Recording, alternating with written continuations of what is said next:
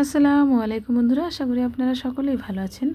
আর আমি আজ মেরা kitchen and blogs নিয়ে আবারও আপনাদের মাঝে হাজির হয়ে গেছি আবার একটি রেসিপি এবং ব্লগ ভিডিও নিয়ে।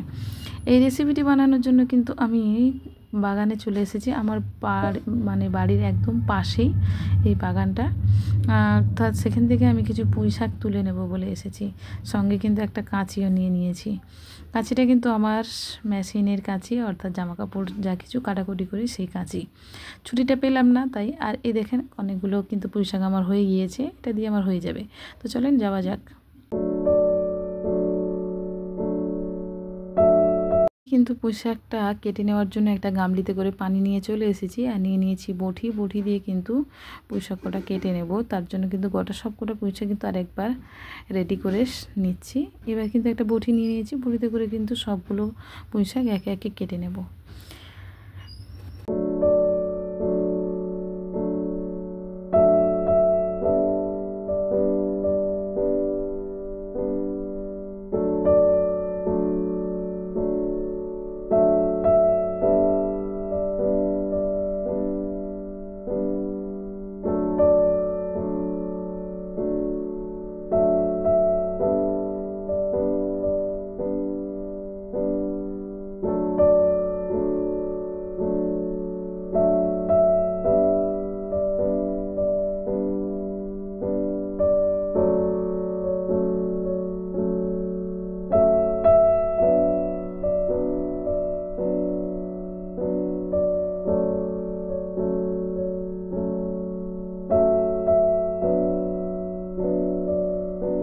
এদিকে কিন্তু সব পুঁই শাকগুলো কিন্তু আমি কেটে নিয়েছি, দেখেন সবগুলো কিন্তু পানিতে দিয়ে দিচ্ছি। আর এদিকে কিন্তু আলুটাও আমি কেটে নিয়েছি অফ ক্যামেরায়, দেখেন লম্বা ভালোই করে কেটে নিয়েছি।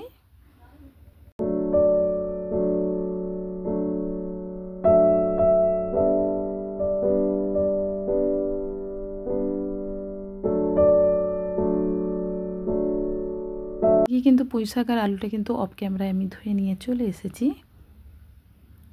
দেখেন। আর সঙ্গে কিন্তু পেঁয়াজটাও কেটে নিয়েছিলাম, সেটাও কিন্তু একসঙ্গে ধুয়ে নিয়ে চলে এসেছি। এবার কিন্তু সেগুলো অফ ক্যামেরায় কেটে আর পুঁই শাক আর আলুটাকে কিন্তু আলাদা করে নিয়েছি, যাতে দেখতে ভালো লাগে এবং আপনাদের বোঝার সুবিধার্থে আমি এটা করে নিয়েছি।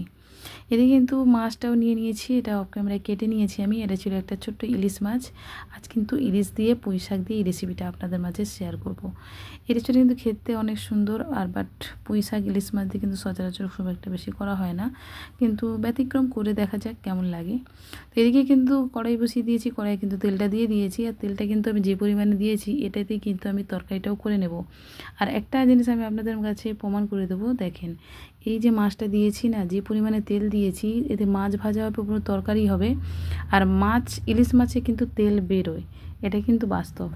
তো এদিকে কিন্তু আমি যে পরিমাণে তেলটা নিয়ে নিয়েছি, তো তাতে কিন্তু মাছটাও ভাজা হয়ে গিয়েছে। তার পরবর্তীতে আপনি দেখতে পাবেন যে মাছটা কিন্তু তোলার পরে তেলটা দেখবেন অনেকটা বেড়ে গিয়েছে, এটাই হচ্ছে প্রমাণ। আর এদিকে কিন্তু তেলটা থেকে আমি কিন্তু মাছটা ভেজে তুলে নিয়েছি। এই পর্যায়ে কিন্তু কালো জিরেটা অ্যাড করে দেবো, সবই দেবো, শুধুমাত্র পুঁই শাক দিয়েই রান্নাটা করব। এদিকে কিন্তু দিয়ে দিচ্ছি পেঁয়াজ কুচি, দিয়ে কিন্তু একটু লাল লাল করে গোল্ডেন কালার আসা পর্যন্ত করে নিতে হবে। এদিকে কিন্তু পেঁয়াজটা যখনই লালচে ভাব চলে এসেছে, এই পর্যায়ে কিন্তু আমি আদা রসুনটা অ্যাড করে দেবো। যতক্ষণ না কাঁচা গন্ধটা চলে যায় ততক্ষণ কিন্তু একটু লালচে ভাব করে নিতে হবে, অর্থাৎ আদা রসুনের যখন কালারটা বদলে যাবে। এই পর্যায়ে কিন্তু যখন বদলে গিয়েছে সেই পর্যায়ে কিন্তু আমি আলুটা অ্যাড করে দেব। দিয়ে দেবো স্বাদ অনুযায়ী লবণ, আবার একটু কষিয়ে নিতে হবে। ততক্ষণ পর্যন্ত কষিয়ে নিতে হবে, তার কারণ লবণটা যাতে সবজির মধ্যে, অর্থাৎ আলুর মধ্যে যখন গলে যাবে তখন দেখবে একটু পানি মতো ছাড়বে। সেই পর্যায়ে কিন্তু আমি শাকটাও অ্যাড করে দেবো। যেহেতু লবণ আমি অ্যাড করে দিয়েছি, তাহলে আর লবণ দেব না, পরিমাণ বুঝে অনুযায়ী আমি সেভাবে কিন্তু লবণটা অ্যাড করে দিয়েছি। আবার কিন্তু ভালো করে উপর নিচ করে কিন্তু চারিদিকটা আমি কষিয়ে নেব, অর্থাৎ শাকটাও চারিদিকে মশলা এবং আলুর মধ্যে ভালোভাবে মাখা হয়ে যায়, সেভাবে কিন্তু কষিয়ে নিতে হবে। একটু সময় ধরে করে নেবেন। যে কোনো শাক কিন্তু তেলের উপরে অর্থাৎ মশলার উপরে একটু কষিয়ে নেবেন, কারণ এগুলো হচ্ছে বর্ষাকাল, তো বর্ষাকালে কিন্তু প্রত্যেকটা শাকের উপরে কিন্তু যে অর্থাৎ পতঙ্গ টাইপের যে প্রাণীগুলো হয়, অর্থাৎ অনেক কিছু কিন্তু এক ধরনের গ্যাজা ছেড়ে যায়, সেটা কিন্তু ভালো করে ধুয়ে নেবেন, নিয়ে কিন্তু মশলার উপরে ভালো করে একটু সময় ধরে কষিয়ে নেবেন। কষানোর কাছে কিন্তু জীবাণুটা নষ্ট হয়ে যাবে। আর এদিকে কিন্তু আর হলুদ লঙ্কা যখনই পড়ে যাবে মনে করবেন হলুদে কিন্তু জীবাণু ধ্বংস করে। আর এদিকে কিন্তু আমি সমস্তগুলো কষিয়ে নিয়ে সামান্য পানি অ্যাড করে দিয়েছি, তারপরে যে কিন্তু দিয়ে দিচ্ছি সর্ষে বাটাটা। যেহেতু ইলিশ মাছের তরকারি সর্ষে বাটা না দিলে কিন্তু কোনো মতেই করা সম্ভব নয়, তবে হালকা পাতলা ঝোলের জন্য আলাদা ব্যাপার, কিন্তু এটাতে আমি সর্ষে অ্যাড করেছি যাতে কোনোভাবেই যাতে ইলিশ মাছের টেস্টটা যেন কমে না যায়। তো এদিকে কিন্তু সামান্য কষিয়ে নিয়েছি অনেকক্ষণ যাতে সর্ষে বাটার কাঁচা গন্ধটা চলে যায়। আর এদিকে কিন্তু মিক্সিতে করে আমি সর্ষে বাটাটা করে নিয়েছিলাম অফ ক্যামেরায়, সেটা কিন্তু আমি পুরোপুরি ধুয়ে মিক্সি গ্রাইন্ডারটা ধুয়ে কিন্তু তরকারির মধ্যে দিয়ে দিয়েছি, অর্থাৎ কষানোর সময় দিয়ে দিয়েছি। আর একটু কষিয়ে নিয়েছি যাতে কাঁচা গন্ধটা না থাকে। এই পর্যায়ে কিন্তু আমি পানিটা অ্যাড করে দেব।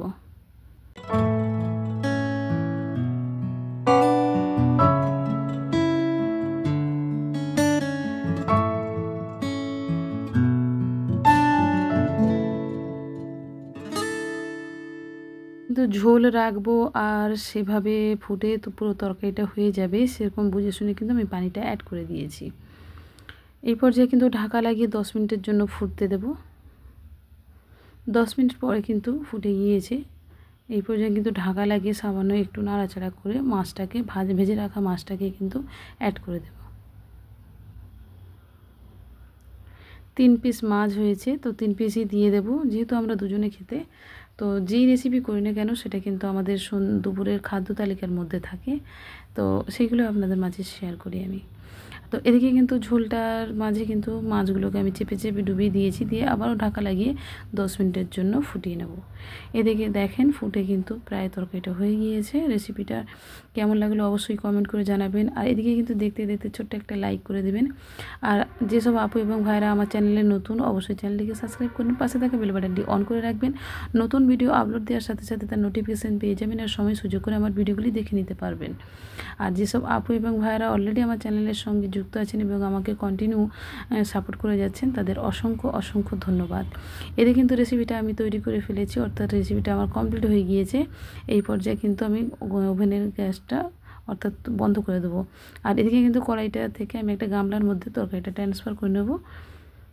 তার জন্য কিন্তু একটা গামলা নিয়ে নিয়েছি এবং তার মধ্যে কিন্তু ঢেলে নিচ্ছি পুরো রেসিপিটা। ভিডিওটি কেমন লাগলো অবশ্যই কিন্তু বন্ধুরা আপনারা কমেন্ট করে জানাবেন। আপনাদের একটা কমেন্ট আমাদেরকে দিতেও মানে ভিডিও করতে আমাদের উৎসাহ জাগায়। তো এদিকে কিন্তু আমি চলে এসেছি, দেখেন ঢাকনাটা তুলে আপনাদের পরিবেশনের একটু দেখিয়ে দিলাম। এদিকে দেখেন কিন্তু মাশাআল্লাহ তরকারিটা কিন্তু অনেক দারুণ দেখাচ্ছে, অর্থাৎ পুঁই শাকে দিয়ে ইলিশ মাছ এই প্রথমবার আমি বানালাম। তো ভিডিওটি কেমন লাগলো অবশ্যই কিন্তু কমেন্ট করে জানাবেন। আর এদিকে কিন্তু আমি প্রতিবারের মতো খেয়ে দেখাই, তো সেদিকেও আমরা একটু খেয়ে দেখাবো। দেখেন খেতে বসে গিয়েছি। ভিডিওটি কেমন লাগলো অবশ্যই কমেন্ট করে জানাবেন। সবাই ভালো থাকবেন। আজকের এই পর্যন্ত, দেখা হচ্ছে অন্য কোনো রেসিপি অন্য কোনো ব্লগ ভিডিওতে। ততক্ষণে সবাই সুস্থ থাকবেন, ভালো থাকবেন। আজকের এই পর্যন্ত, আসসালামু আলাইকুম, আল্লাহ হাফেজ।